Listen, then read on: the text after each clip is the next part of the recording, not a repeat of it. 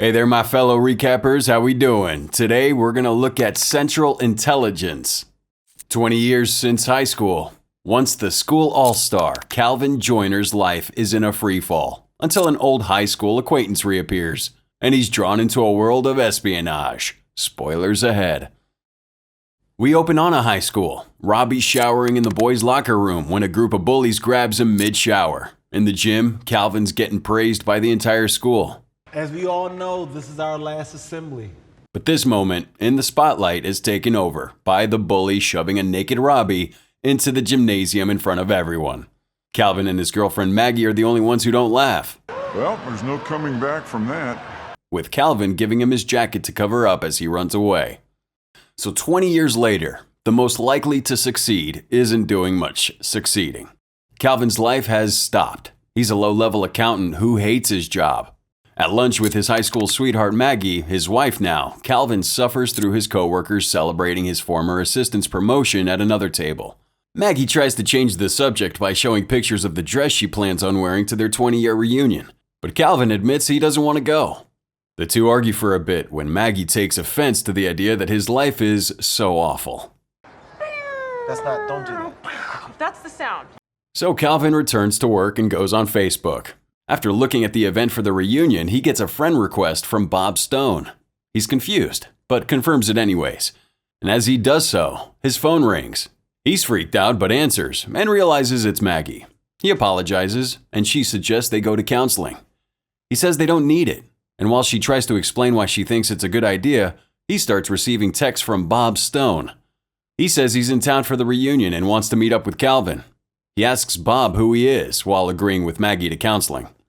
Well, Bob Stone reveals that it's actually Robbie from high school, and he's shocked. When she suggests that they go later that night, he says he can't because he has plans.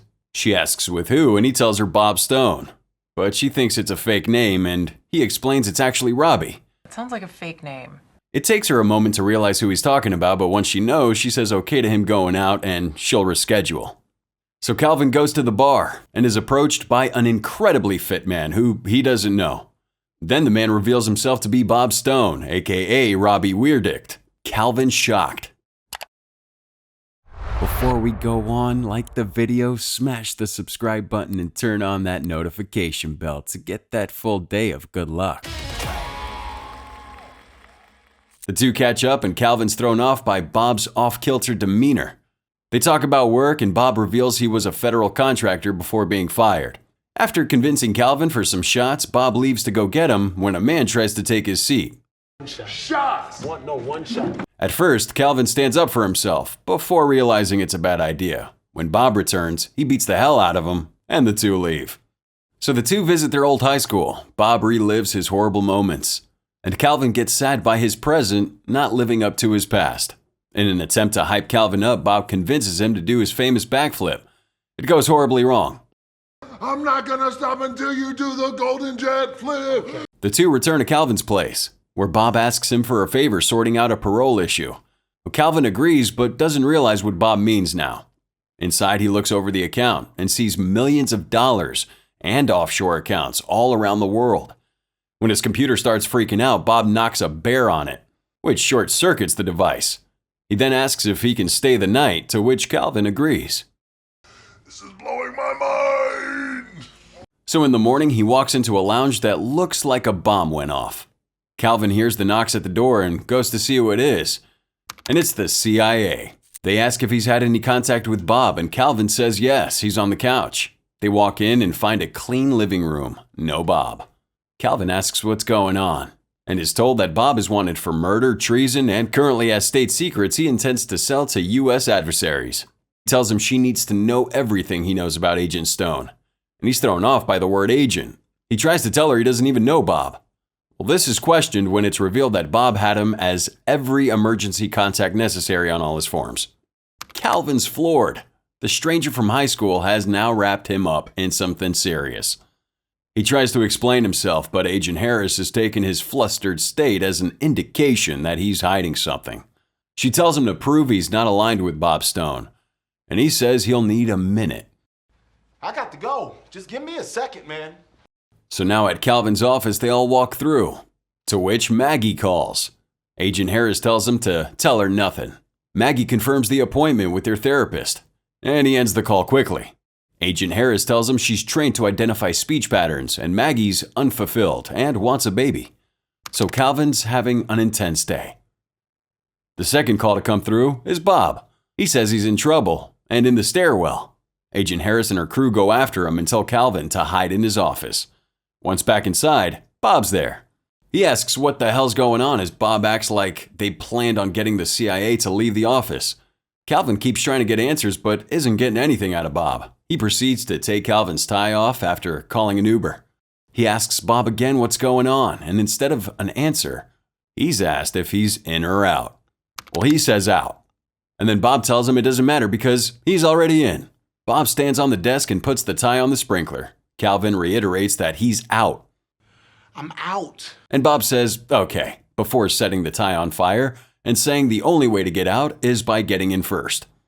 Then he tries to give Calvin his gun. So what does he do? Runs and screams that Bob is there.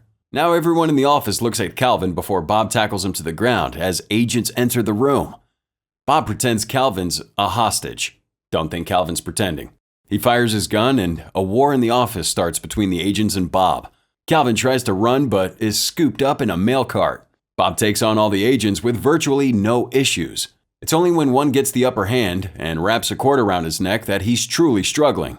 He asks Calvin for help, who's just picked up a gun, but then he starts fighting with an agent and inadvertently shoots the weapon at the guy strangling Bob, releasing him. The agent tries to arrest Calvin now because apparently he doesn't have more pressing matters. Bob knocks him out, puts Calvin in the mail cart, and begins running towards the exit. He's met by a group of agents, including Agent Harris. Two talk for a moment as she tells him to turn himself in. Calvin tries to rescue himself and ultimately Bob plots an escape. I got a plan. The sprinklers go off. He throws a flash grenade and runs with Calvin through the window, landing on the gorilla. Calvin has no choice but to jump into the Uber because they're shooting at him too. So they escape, and Bob explains himself. An enemy of the state, Black Badger, stole encryption keys to the whole U.S. spyware system, which he intends to sell to a buyer. If successful, the U.S. is powerless at stopping attacks. He tells Calvin that he needs his help solving the final piece of the puzzle to figure out where the deal's going down. Calvin doesn't care. He still wants out. He tells Bob to stop the car, but Bob takes it to get off the grid. Calvin tries to prepare to have a rational conversation with Bob, and he tells him he wants to go home. But Bob lets him know that, considering he's wanted, they need to clear their names. I would like to go home now, please. So now Calvin, frustrated, tells him that he was told that he stole the codes, but Bob denies it. Instead, he's told Harris is trying to frame him for his partner's death. He explains that him and his partner, Phil, were on a mission together, tracking this supposed Black Badger to a penthouse apartment. They parted ways and then the elevator exploded, killing him. He tried to save him, but he couldn't. The two are attacked by a guy on a motorbike who serves Bob with some rubber to the face. He's thrown off his bike when Bob throws a metal pipe into the wheels, and Calvin decides the bike's a great escape for him. He hightails out of there, leaving Bob to fight alone. I've got backup. Ain't that right, Jet? He phones up Maggie, telling her they can meet at the therapist's office instead of their place. He's trying to act calm, but she can tell he's acting strange. So now at the therapist, he's met by Harris. She makes him get into the van. Harris tells him that she knows he's innocent. She asks if he knows how Bob's partner died, and he says that the Black Badger killed him, but he's informed that Bob is the Black Badger. Scandalous. She recants the story, but this version shows Bob happily betraying his partner. She continues to tell him that the only way Bob sells the codes is with Calvin's help, and because he's the only person Bob trusts. It's for these reasons that they're putting Calvin in the field. Damn, all this because he gave him a jacket in high school. Well, Harris gives him a device with a button to push, which will alert them of Bob's presence. So now in the therapy session, Calvin's horrified to see Bob playing doctor. He tries to leave, but Maggie makes him stay, and he knows he can't tell her why he wants to leave, so he remains in place. The therapy session gets weird quickly, but Maggie's buying it as a realistic session that the two desperately needed. Finally, when Calvin's had enough, she thinks he doesn't want to work to save their marriage. I had nothing to do with this. Well, she leaves, and Bob says she'll forgive him once they save the world. But Calvin threatens him with the button. And eventually, Bob convinces Calvin to help him, promising that he's on the right side of this fight. So Calvin goes to the one person who can help him get the transaction number: Trevor, Bob's high school bully. In the office, Bob isn't doing too hot, trying to keep his cool. But it's clear that Trevor still has power over him. Meanwhile, Trevor acts nice, even though he's probably still not such a stand-up dude. Trevor attempts to make a conversation with Bob, but Bob can't even get a word out. Before giving him the numbers, he starts telling him that he found God, before apologizing to Bob. Then the true colors emerge. He tells him he doesn't give a damn about what he did. If anything, he's proud of it. He starts berating Bob, and while Calvin thinks that Bob can take him, he's unable to. He shuts down and leaves. Calvin tells Trevor he's he doesn't care, but at least he gives him the transaction number. Now on the way out, Harris phones and threatens Calvin, telling him they're about to charge Maggie with conspiracy. They tell him to get Bob outside and get ready for them to come and get him. Now outside, Bob apologizes for what happened, telling him that he was the only one who was ever nice to him before telling him that he doesn't have many friends. He promises to never betray Calvin because he is his only friend. But then Calvin drops a bomb by apologizing and revealing that he told Harris where they were. The CIA arrives and takes Bob and Calvin. I'm sorry. Now at an undisclosed location, Harris tries to get answers from Bob. Calvin hears him being tortured and then decides enough is enough. He knocks out an agent, takes the gun, and pulls it on the others, demanding a key card. He ties him up and goes to get Bob. He walks into the room and Bob immediately lights up before putting Harris in cuffs. She tells him he's making a mistake, but he argues only if he's wrong. Now on the outside, Calvin has to contend with Bob, who's not feeling himself and says he's not a spy, he's just Robbie the Tool. He tells him that he's not, he's Bob Stone, but he just tells him that name means nothing because it's made up. Well, Calvin tells him that he's got the name Golden Jet after peeing his pants while running, and he made that name his own in a positive way. He convinces Bob, and they're about to shake on it when he sees Bob's broken finger. Ow. See? Good as new. The two conduct a daring escape. Calvin gets a little too excited, enjoying beating up some agents, forgetting he's committing a crime. And as they're about to escape, Calvin tries to use the key card he took, but it's not working. An agent holds a gun to his head, and Bob saves the day and rams the guy into the door. Now they escape and grab a car after Bob destroys the other car, and they drive away as they're being shot at. Now Bob gives him a phone in the car and tells him to take the codes and put them into a map to find out where to go. The location is Boston, meaning they need a plane. So they go to the airport and Bob tells them that they need to steal a plane. You ever steal a plane before? While Calvin distracts the security guard, Bob literally pulls the plane from the hangar. So the two fly to Boston, and while flying, Calvin thinks Harris is the Black Badger. They arrive at the destination, but things don't feel right. Calvin thinks it's too exposed. Then he spots a parking garage and tells Bob it's happening below him. Bob suggests splitting up, but Calvin rejects the idea. He tells him to call him if something happens. I'll see you on the other side. So Bob heads to the parking lot, and it's like they were expecting him. Calvin sees Harris pull up, so he goes after her. He runs out, and Bob shoots him. As he's about to give the buyer the package, Phil comes out of nowhere and reveals he's the Black Badger. Bob says he's lying. Meanwhile, Calvin comes to and realizes Bob only nicked his neck. He hears Bob reveal he's the Black Badger, but then he hears Phil say he's the Black Badger. I might be the Black Badger. Well, Harris interrupts them and starts firing.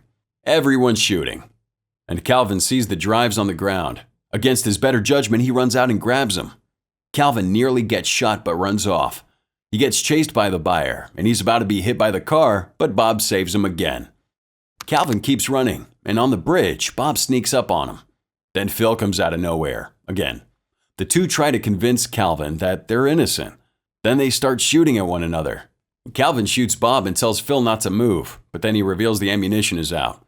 He throws the gun at Phil, but then he catches it and reloads. He tells Calvin there's no way it couldn't be Bob because he's too weak. We get the real version of what happened the night he faked his death, and boy oh boy, Phil didn't like Bob.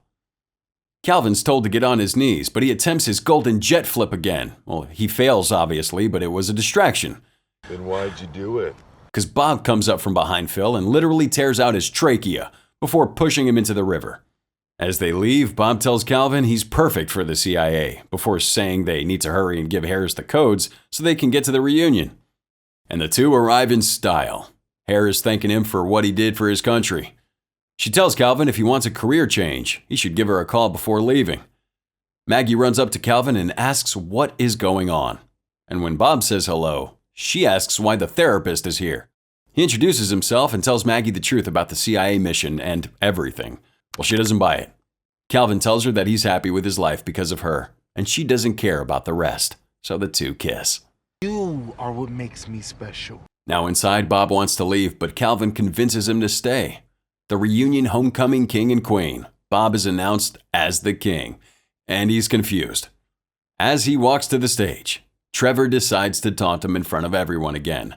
This time, Bob says he's sorry. Trevor pushes Bob, who then punches the hell out of him. Bob gets up there and gives a passionate speech, thanking Calvin before stripping naked in front of them all. Nobody seems to have an issue with it, and they all cheer him on. Then Bob's high school crush Darla says hello. The two flirt heavily before Bob kisses her. The weirdest high school reunion truly kicks off, and Bob is naked the whole time. Sometime later, Maggie's pregnant. Bob's waiting outside for Calvin, who's starting at the CIA. He gives Calvin a present, his old jacket from high school. The two drive off into the sunset. So we recap Central Intelligence, which was released in 2016 by Warner Brothers Picture. It starred Kevin Hart, Dwayne Johnson, and Amy Ryan. How would you handle being dragged into the life of a spy? Let me know with that hashtag CinemaRecap in the comments.